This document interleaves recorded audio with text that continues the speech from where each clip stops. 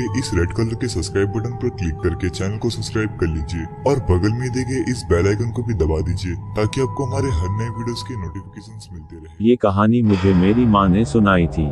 मेरी माँ एक छोटे से शहर से संबंध रखती हैं और ऐसा माना जाता है कि उस गांव में कुछ बुरी शक्तियां भी वास करती हैं। ऐसी ही एक बुरी आत्मा से सामना हुआ मेरे नाना जी से। ठंड का समय था। शहर में घना कोहरा छाया हुआ था। मेरे नाना एक बड़े अधिकारी थे। रोज की तरह उस दिन जब मेरे नाना अपना काम खत्म कर दफ्तर से घर की ओर जाने लगे तो रास्ते में पड़ने वाले बाजार से वह कुछ सामान लेने के लिए रुके। उनके बाकी साथी आगे चले गए और वो पीछे छूट गए।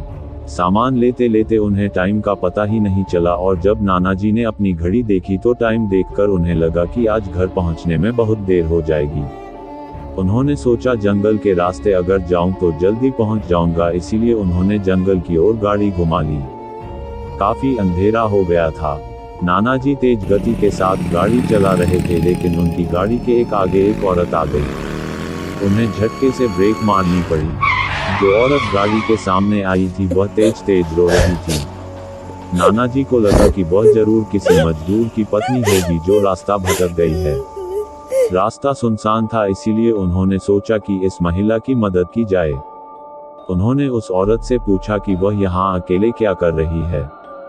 उसने कोई जवाब नहीं दिया और जोर जोर से रोने लगी। ऐसा लग रहा था मानो सारा जंगल उसकी आवाज से गूंज रहा हो।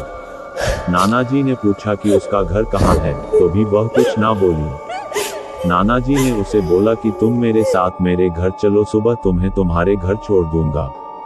वह नाना जी के साथ चलने के लिए तैयार हो गई और गाड़ी के पीछे वाली सीट पर बैठ गई। रीति रिवाज के कारण उसने अपने सिर पर घूंघट डाल रखा था जिसकी वजह से उसका चेहरा छिपा हुआ था। गाड़ी पर सब नाना जी का इंतजार कर रहे थे। जैसे ही गाड़ी की आवाज आई सब भागकर इकट्ठा हो गए।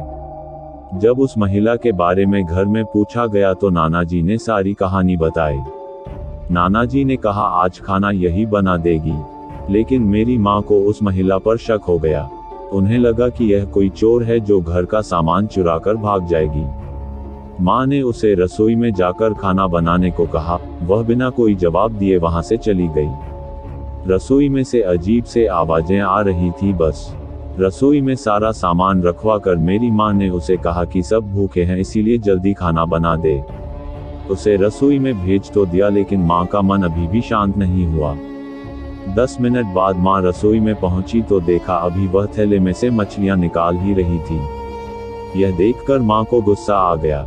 उन्होंने उसे बोला कि अभी तक तुमने खाना बनाना शुरू नहीं किया, कब बनेगा और कब हम खाएंगे। उस महिला का चेहरा अभी भी ढका हुआ था, इसीलिए किसी ने उसका चेहरा नहीं देखा था।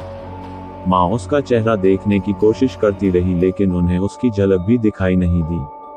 माँ ने कहा कोई जरूरत हो तो बुला लेना, लेकिन फिर भी वह कुछ नहीं बोली। उन्हें लगा कि शायद अनजान लोगों से डर रही होगी। माँ रसोई से चली गई लेकिन जब 10 मिनट बाद वह फिर वापस आई तो रसोई का दृश्य देखकर माँ डर गई। उनके पैर जैसे वहीं जम गए। उनके गले की आवाज नहीं निकल रही थी।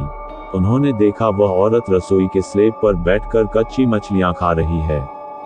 सारी रसोई में हड्डियां और मांस के टुकड़े बिखरे पड़े हैं। उसके सिर का घूंघट भी उतरा हुआ था। उसका चेहरा बेहद खौफनाक था। बाल बहुत बड़े और नाखून एकदम काले। वह मछलियां खाने में मगन थी, इसीलिए उसका ध्यान माँ पर नहीं गया। माँ भी चिल्लाई नहीं कि कहीं वह और ज्यादा खतरनाक ना हो जाए।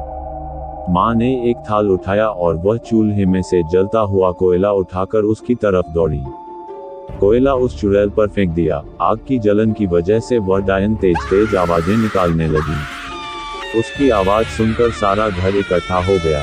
उसे आग दिखाकर घर से बाहर निकाला गया।